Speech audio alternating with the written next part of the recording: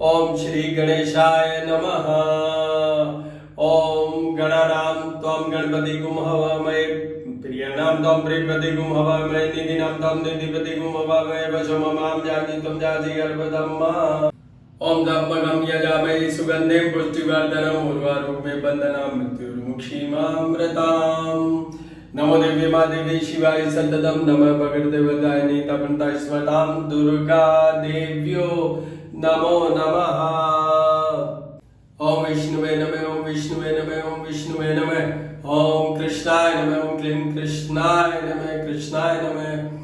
हिरण्यवर्णाढ्यं सुवर्णरजस्रजां चन्द्रायणमयी लक्ष्मी जातवेदो मा आवह। ओम ह्रीं क्लीं सूर्यादित्याय नमः सूर्याय नमः सूर्याय नमः सूर्याय नमः।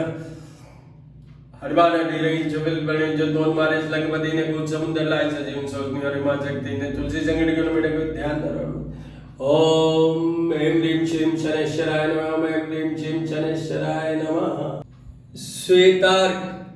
श्वेतार के गणेश के दर्शन कीजिए।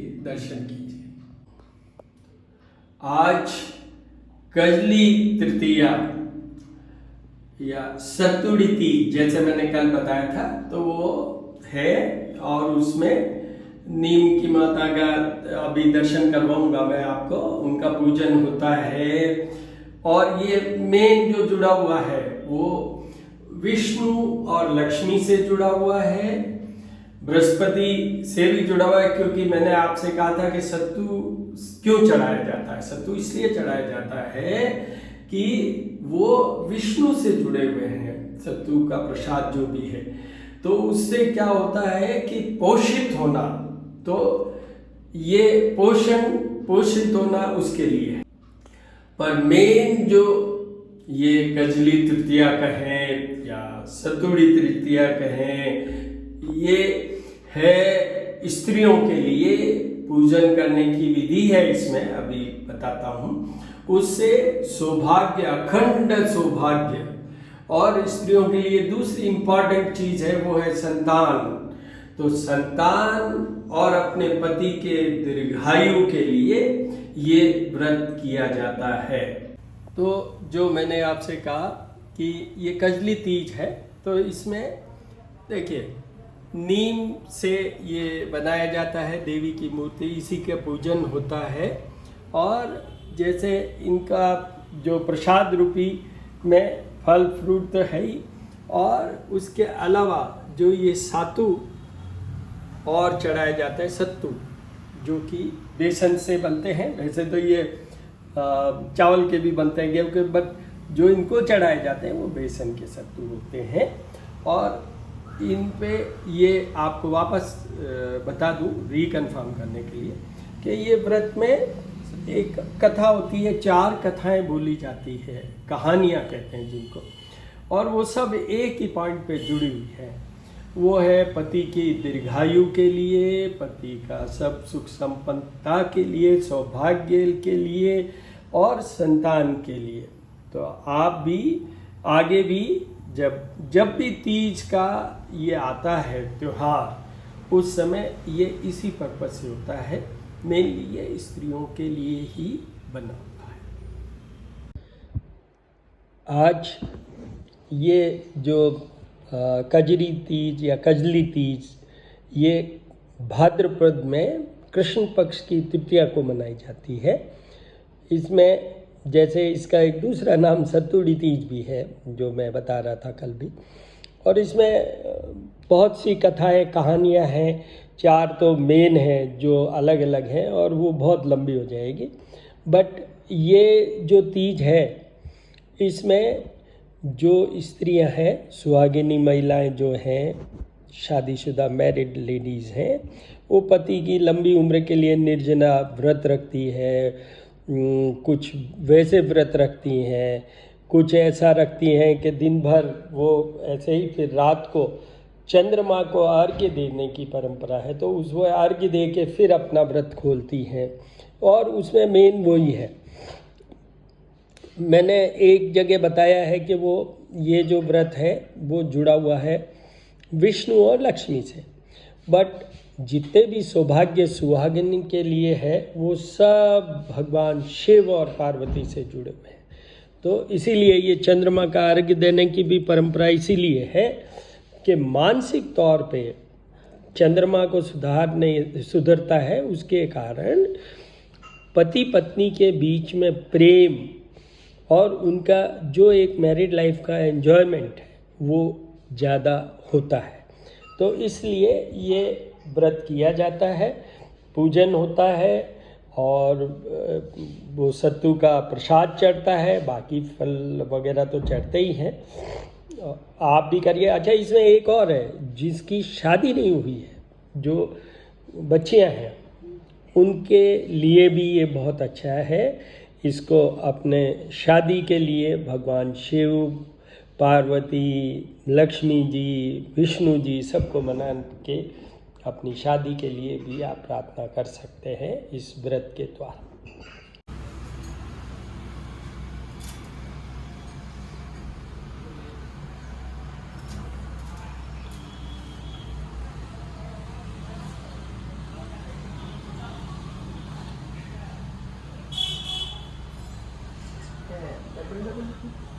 दो पूजा इंजेक्शन देने करें तो बता एक पूजा नहीं एक नहीं दो देना करें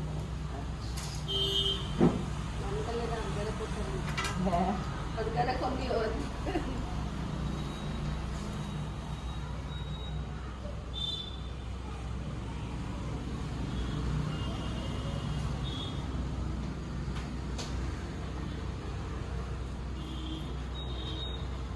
आप लोग मास्क उतार दें।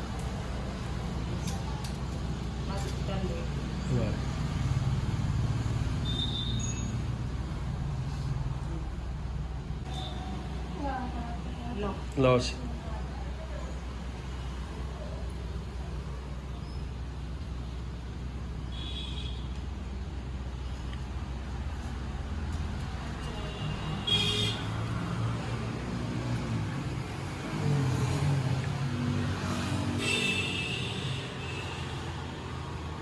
यहाँ से लौट न आया। अर्घ के जल से छींटे से शंका का कोट ठीक हो गया और वे दोनों पति पत्नी प्रसन्न पूर्वक घर लौट आए। ये तीज माता जैसे उसके दुख मिटाए वैसे सबके दुख दूर करना, कहता सुनना, घर वाले वाला सबके देखना, बोले तीज माता की नीम दिखाई। दो बैल का टुकड़ा पासती थी।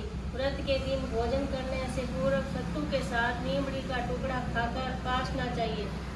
तब कहती नीमड़ी कड़वी है। छोटी बहन पासती तब कहती कि नीमड़ी मीठी है।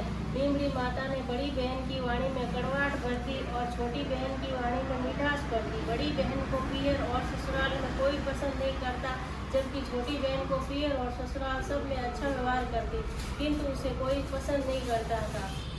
सब छोटी बहन को ही पसंद करते थे। बड़ी बहन ने चीज किसी बुजुर्ग महिला से पूछा तो उसने बताया कि तीज के व्रत को नीमड़ी पासते समय तुम ये कह देना, हे नीमड़ी माता कड़वी है इसलिए मैं सबको कड़वी लगती हूँ। उसके बाद सब तीज माता व्रत करने लगी। बड़ी बहन ने भी कहा नीमड़ी मीठी है, तब वहाँ से वह भी सबको मीठी लगने लगी। ये तीज माता और बड़ी छोटी बहन सब में लगा, सब में लगा नहीं थी। एक बार सास के पड़ोस के यहाँ गई तो उसने यहाँ नीमड़ी की पूजा होती रही। सास ने पूछा नीमड़ी की पूजा करने से क्या होता है? पड़ोसी ने उत्तर दिया इससे सब इच्छाएं पूरी होती। इस पर सास ने कहा यदि मेरी बहू गर्भवती हो जाए तो मैं 1.25 सेर की पिंडा नीमड़ी के चढ़ाऊंगी और प्रतिवर्ष तीज का व्रत करता नीमड़ी की पूजा करूंगी। कुछ दिनों बाद बहू गर्भवती हो गई। नीमड़ी की पूजा था। तीज पर पुनः सास से कहा कि लड़का हो जाए तो वह 5.25 सेर का पिंडा चढ़ाएगी। लड़का हो गया और तीज आई तो सास ने पुनः कह दिया ब्याह होने दो, 1.25 मण का पिंडा चढ़ाऊंगी। और सास बहू दोनों नई बहू को साथ लेकर नीमड़ी की पूजा करने गई।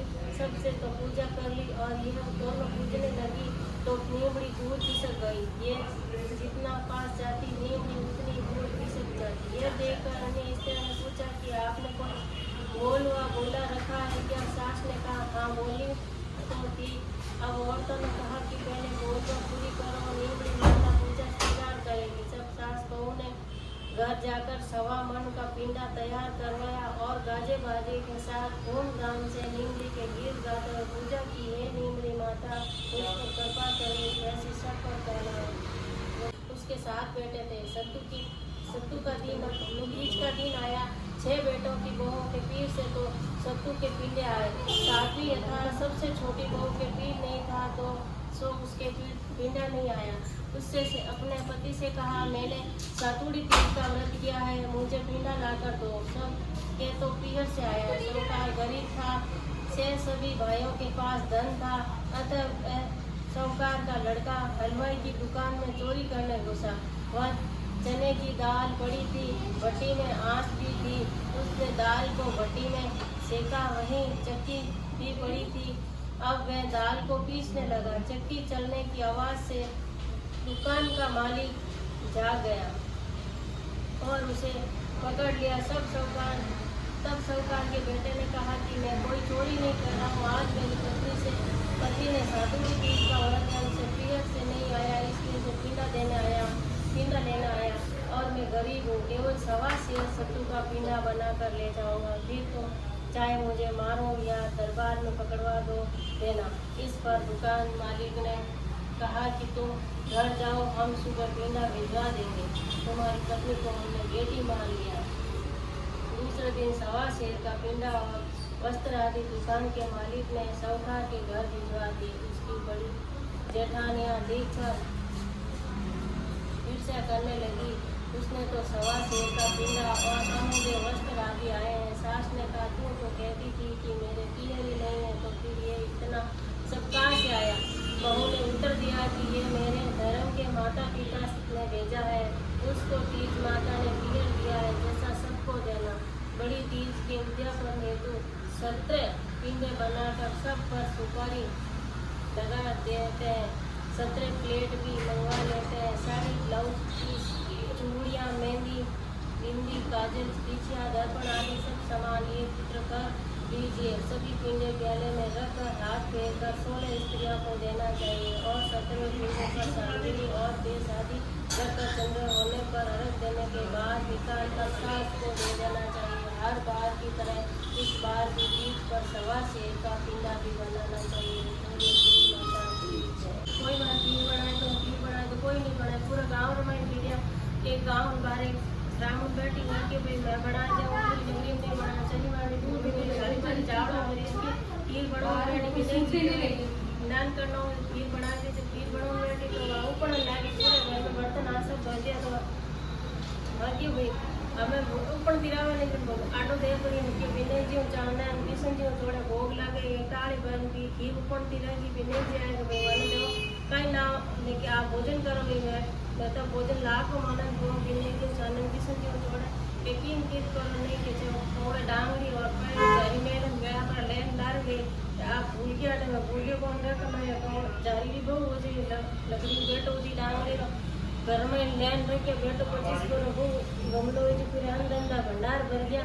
अब लोग क्यों लाके डोगरी रातों रात लखपति की करो राजा जान सिलाई के भैया कटे चोरी जारी करने राजा बुलाई के बाबू मन था ने अगो केजरा के बिले पूरा टमान पूछ जा राजा उन बड़ा पगा हाथ में लोट ले बिले चिकन के भी हर कहीं कमी है दुनिया पूरे गांव में नहीं फिर कोई मार खीर नहीं रहा गया डोगरी ना दी नहीं इन्हें फड़ मिल गया एक मकान डोगरी पूरा अब कारवा दे जाओ ए दे दो हकारो नहीं इसको भगवान आया ईमान करने 2-3 मिनट चिकान बैठ गया बाहर निकले तो कोई मार 2-3 मिनट रिकॉर्ड लिया तो मैं बातों को ले दो पे फिर वो लिया और कदम में डाली में बैठा ऐसे हो मारो भाई दुनिया उछाल करता मारो भाई करे जो काम की मने की इनकी तो कहीं नाम में बाकी है को के मन देवा पड़ी के बात क्या खाई बात नहीं के तो पढ़ने बात क्या काम कर दे वो पढ़ने म्यूजिक जैसे कुछ नहीं दे तो पढ़ने कांच भी देन का तो मैं तो तन में रोटी कर बाहर नहीं करे तो तन में जो को जगह बाहर नहीं कर को तन में चिकावड़ा था जिमा दक्षिण ने दे को बर्तन भेजेंगे आप तो मेरे को ऐसा मेरा